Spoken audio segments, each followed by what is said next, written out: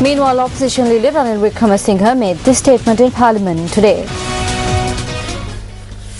Honourable Speaker, as you are aware, resolution under Article 107 of the Constitution has been given in respect to the Chief Justice, and the House today is in exercise from the time it gave its judicial functions. Unfortunately, some of the media have been making various insinuations. I've got one which is in the Financial Times which says that I either have some grudge against the Chief Justice on the 18th Amendment, or that I am talking with the President and so many other. Now, as far as I am concerned and my party, this is a judicial matter on which we are not going to comment. We should not be asked to comment. This is not normal like the budget. And I have said, media can always write whether it's good or bad, even the Financial Times. I have no specific grudge against the Chief Justice in regard to the 18th Amendment, but I have been a vocal critic of the Supreme Court for what I say have been the fact that they have taken away the fundamental rights of the people. That others may disagree. On that I stand. And similarly, I have also praised the Supreme Court in certain judgments, like the Appropriation Bill and the IZEDSCO. But as far as I am concerned, I'd like to say that I think the best is the media will stop bothering us as to why we are voting for or against or anything. Once the procedure is there, we still haven't decided the procedure. We are meeting you only on Monday. So I think you will have to give some statements, because I will criticize the Supreme Court like I criticize the Financial Times for not talking about Krish building, covering it up and not putting the facts outside there. So if they don't do their duty, this is useless asking us. But media can comment as to what they have to do without talking about the position of the person concerned, the Chief Justice or any other names that are mentioned. I found the Daily News, I'll send that copy to you, have been saying that the Chief Justice is guilty. Now they are now to take over our job before we have done that.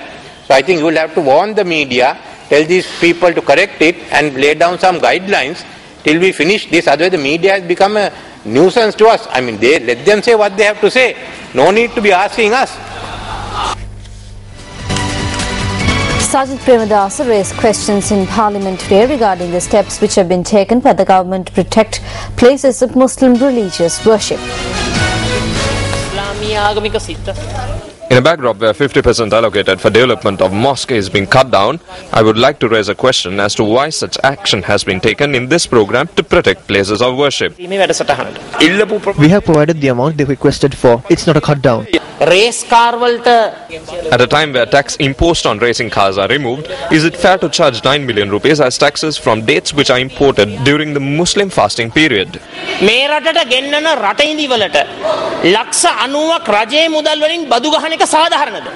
It's not connected to the question which was raised. What are the steps taken by your ministry in order to promote the integration among religions? All steps have been taken. Where's another question for that purpose?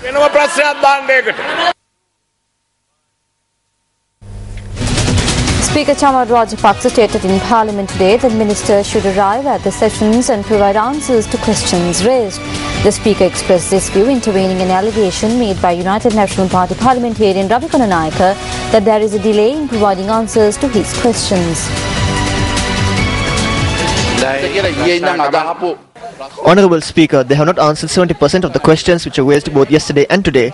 Does this Parliament have a tradition that answers will be provided only after the questions are raised thrice?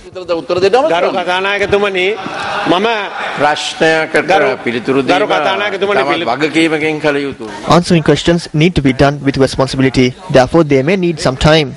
But don't make it a habit. There won't be a problem if the ministers come and answer the questions. The Bar Association of Sri Lanka today unanimously decided to request the President and the Speaker of Parliament to reconsider the impeachment motion. This decision was taken at the special general meeting of the Bar Association of Sri Lanka held in Colombo today. A number of proposals were unanimously passed at the meeting. The Bar Association requests to recognize their legitimate right to represent on behalf of the Bar Association of Sri Lanka in the proposed proceedings before the Select Committee and for the Parliamentary Select Committee appointed for the inquiry to look into the charges in the impeachment to adopt a transparent and accountable procedure with regard to the proceedings before it. to express our grave concern about the impeachment and the independence of the judiciary, and to urge His Excellency, the President of the Republic and the Honorable Speaker of the Parliament to reconsider about impeachment, to urge the Honorable Speaker to have a meeting with him for the members of the Executive Committee and the former President of the Bar Association of Sri Lanka on the above subject. Bar Association of Sri Lanka today had a special general meeting. We summoned this kind of special general meeting after 24 years. In the today's special general meeting, we were able to adopt several resolutions, and all the resolutions were passed unanimously. Accordingly, that we decided to express our grave concern about the independence of the judiciary and the impeachment presented against the incumbent Chief Justice. At the same time, we decided to urge the President and the Speaker of the Parliament to reconsider this impeachment. And also, we have already urged the Speaker to have a meeting with the members of the Executive Committee and also the past presidents of the Bar Association to discuss about the impeachment. Meanwhile, a meeting of the UNP activists in Hambaradu was held in the Khaltalua area in Galle today. There are another 25 days more of the party convention. You will receive the opportunity to go for the convention, but we won't be able to. So when you go for the party convention, you have the opportunity to raise your voice against extending the leadership tenure to 6 years if you see it harmful for the party. What I can say is this: if there is an opportunity for the UNP to achieve victory, it will all be gone if Ranil Wickremesinghe is given another 6 years. A media briefing was convened by United National Party parliamentarian Iran Wickramaratne and Western Provincial Council President's Council Srinath Pereira yesterday. Divineguma පනතේ රට වටේම යම්කිසි සංවිධාත්මක සංවිධානයක් හදනවා. The problem regarding the Divinagoma bill has been pointed out by the Supreme Court itself. The Parliament is vested with powers regarding the finances of the country. The Divinagoma Act will also establish an organization in the country. It is the minister who is vested with the power to make appointments to it. The Supreme Court said the power should not be vested on the minister but the cabinet of ministers. It also said that if they want to pass the bill the way it is, they should go for a referendum. The Divinagama bill has 11 sub-clauses which violates the constitution. If we think about this, the supreme law in the country is the constitution. If there are 11 sub-clauses in one single act which violates the constitution, isn't it better to change the constitution? මේ රටේ උත්තරීතම නීතිය විවස්ථාවනේ මේ විවස්ථාවට පටහැනි අනුපනත් 11ක් අපි මේ එක පනත තුල දානවා නම් මං හිතන්නේ ඊට වැඩිය හොඳ නැද්ද විවස්ථාවම මාරු කළා නම්. Views were also expressed regarding the impeachment motion. ඒ චෝදනාවල් විභාග කරන්න පත් කරපු ආණ්ඩුවෙන් පත් කරපු 7 දෙනාම ඒ චෝදනාවලට අස්සම් කරපු අය ලෝකේ. Yesterday, the government presented a document with 14 allegations. The 7 individuals who were appointed by the government to look into these allegations are individuals who have signed making these allegations. According to my knowledge, those who level allegations don't sit to judge the allegations in any country except in the communist countries. 6 out of the 7 appointed are ministers who are part of the executive, and 2 other individuals who have hatred towards Shivani Bandaranayake also got involved in the judgment. If this impeachment is implemented, no Chief Justice in the future will give verdicts which go against the government. All Chief Justices in the country will face the unfortunate situation which was faced by the police.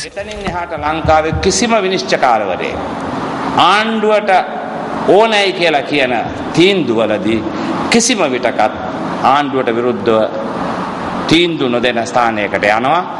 ඒ එක්ක මේ රටේ විනිශ්චයකාරවරුන් සියලු දෙනාම මේ රටේ පොලිසියට සිද්ධ වෙච්ච ඒ අවාසනාවන්ත තත්ත්වයට පත් වෙයි. But up next is a newspaper cartoon of the day.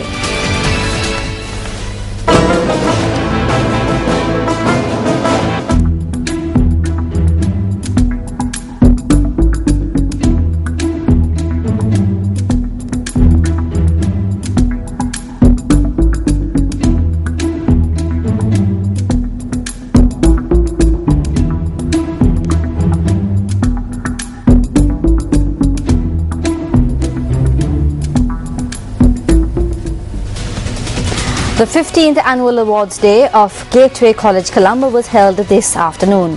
Professor Rohan Jayasekara, the Dean of the Faculty of Medicine of the University of Colombo, was the chief guest at the event. Students who excelled in their academic activities were felicitated at the event. Chairman of Gateway College, R.I.T. Alice, was also present at the Annual Awards Day. The induction of the new batch of prefects of the college was also held at the event.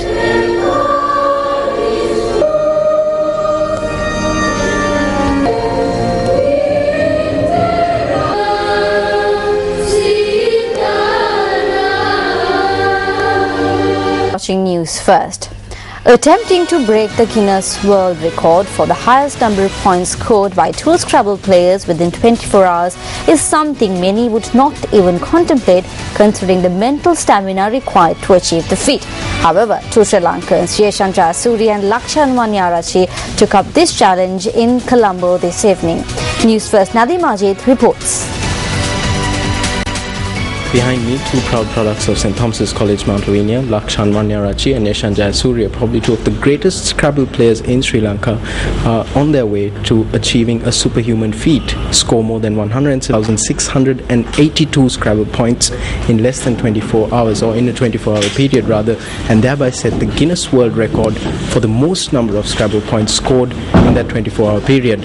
They're attempting to break a record which was set by the Australian duo of Alistair Richards and Michael McKenna in early July of this year, 172,682 points. They need to average about 35,000 points every 4 hours in order to reach that mark. And of course, on behalf of News First, we wish them all the very best.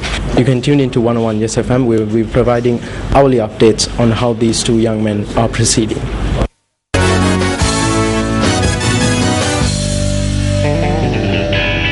On to sports news this evening. Eranda Dinesh Fernando of Sri Lanka Army set a new national record on the second day of the 90th National Athletics Meet, which is held at the Sukatadasa Stadium in Colombo.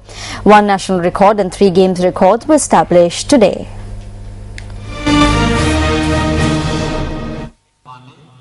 Eranda Dinesh Fernando of the Sri Lanka Army established the new record in the men's triple jump event. The new record for the event is 16.37 meters. Dilhani Lekamge, also of the Sri Lanka Army, set a new games record in the women's javelin event, clearing a distance of 55.76 meters. Champika Dilrukshi of the Sri Lanka Air Force established a games record in the women's 800-meter running event, clocking in a time of 2 minutes and 4.97 seconds.